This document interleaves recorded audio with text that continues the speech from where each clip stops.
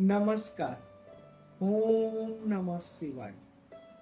ओम ज्योतिष तरफથી દરેક વડીલો, ભાઈઓ, બહેનों, मित्रों तथा माताओं को हमारा जय श्री कृष्ण सादर प्रणाम। हमारा अनुरोध है कि आप लोगों ने अभी भी हमारा चैनल सब्सक्राइब नहीं किया है तो सबसे पहले हमारा चैनल सब्सक्राइब करें, ताकि जो कोई भी जानकारी हो एस्ट्रोलॉजी और वास्तुशास्त्र के हिसाब से तो वो हम आपको जल्द से जल्द दे सके और अच्छी तरह से आप उसको देख सके।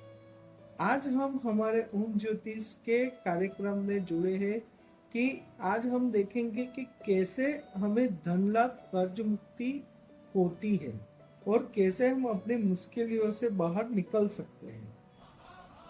यहाँ पे सबसे पहले वास्तु के हिसाब से अगर हम बात करें तो यहाँ पे अगर हमारे बच्चों को कोई प्रॉब्लम होने की शुरुआत रहती है और उसे हम अगर देखने जाए तो सबसे पहले हमें हमारा द्वार कौन सी जगह पे है वो देखना चाहिए।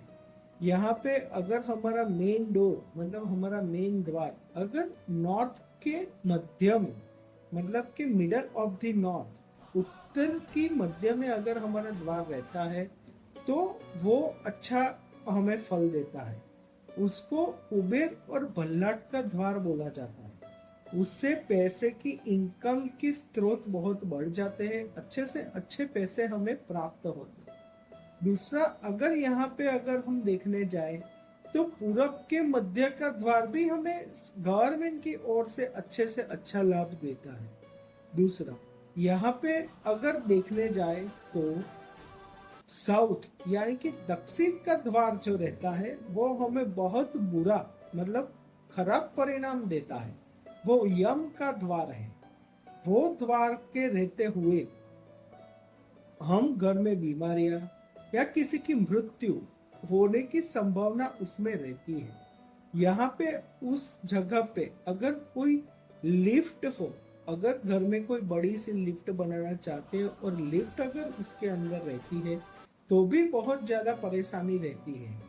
ये हुई द्वार की बात।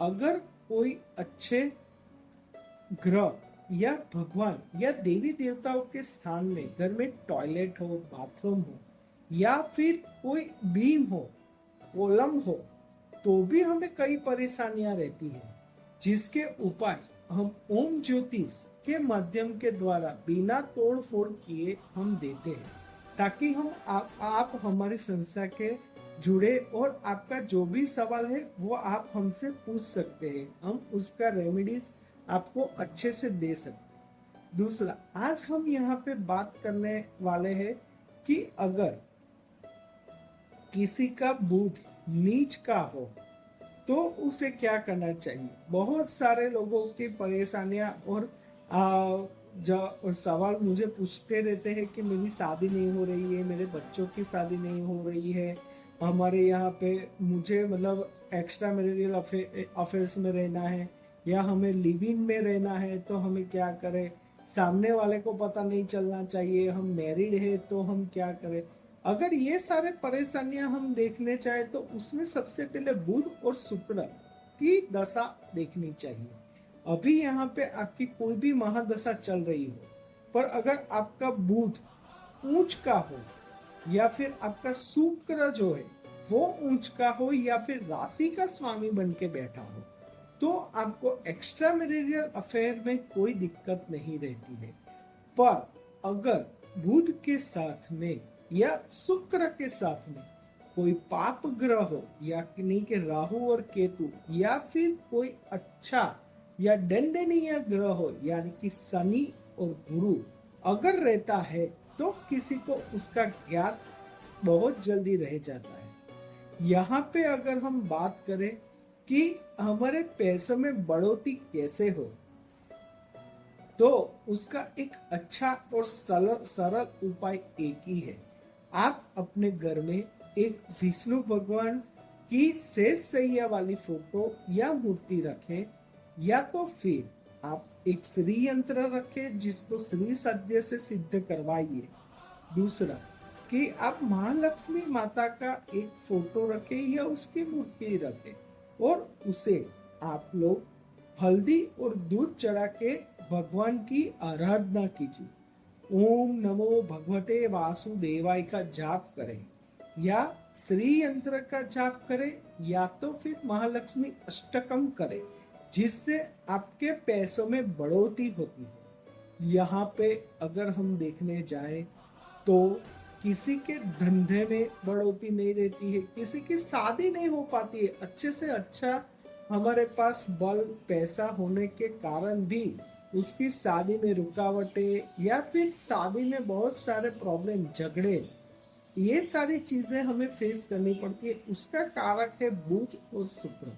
अगर किसी के भी कुंडली में बुध जो है वो नीच का है या तो फिर राहु और केतु की महादशा है जो कि मैरिज के भाव में यानी कि सप्तम भाव में होती है, या फिर शनि का पंचम दृष्टि और तृतीय दृष्टि अगर मैरिज के भाव में रहती है तो ये सारी परेशानियां आपको फेस करनी पड़ती है, जिसमें डाइवोर्स तक की भी बात रहती है।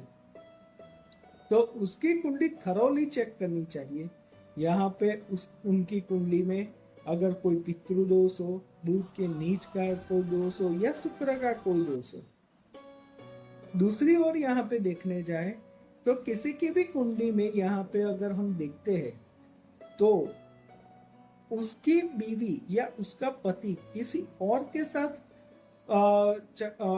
मतलब जाने लगता है या उसका कोई और के साथ कोई दूसरा चक्कर चल रहा है, तो उसके लिए भी हमें शुक्र देखना चाहिए कि वो किसी पाप ग्रह में नहीं है या पाप ग्रह उसके साथ नहीं है। ये सारी चीजें बहुत ही ज्यादा मैटर करती है, जो हमें देखने की बहुत ज्यादा आवश्यकता रहती है। यहाँ पे अगर हम देखने जाए तो बुध और शुक्र का जाप करवा के या फिर शनि का जाप करवा के हम इसे दूर कर सकते हैं। यहाँ पे बुध की भी जो महादशा रहती है, बुध जो है वो बुद्धिमान ग्रह है। अगर हमारा कोई कंसल्टेंसी का बिजनेस हो, डॉक्टरी लाइन का बिजनेस हो या एस्ट्रोलॉजर का भी अगर हमारा बिजनेस हो, तो बुध उसका ऊंच का या राशि का स्वामी होना चाहिए, तो ही आपको उसमें बढ़ोतरी मिलेगी। यहाँ पे अगर हम देखने जाए तो आप लोगों को यहाँ पे अच्छे से अच्छा फल प्राप्त करने के लिए बुध की आवश्यकता बहुत ही ज्यादा रहती है। यहाँ पे दूसरी ओर देखने जाए तो मैरिज के लिए शुक्र ग्रह को भी देखा जाता है। यहाँ पे पार्वती माता का उपाय, बुध के उपाय और शुक्र के उपाय करने से ये जो सारे परेशानियां हैं वो दूर रहती है। अगर घर में कोई पितृदोष हो, वास्तु दोष हो, तो वो भी सुधार करना चाहिए। आप हमारी संस्था से जुड़ सकते हैं। जो भी आपका कंसर्न प्रश्न है, जो भी आपका क्वेश्चन है, वो आप हमसे पूछ के उसका सटीक उपाय ले सकते हैं। आप हमारा वीडियो ज्यादा से ज्यादा शेयर करें ताकि लोग हमसे जुड़े।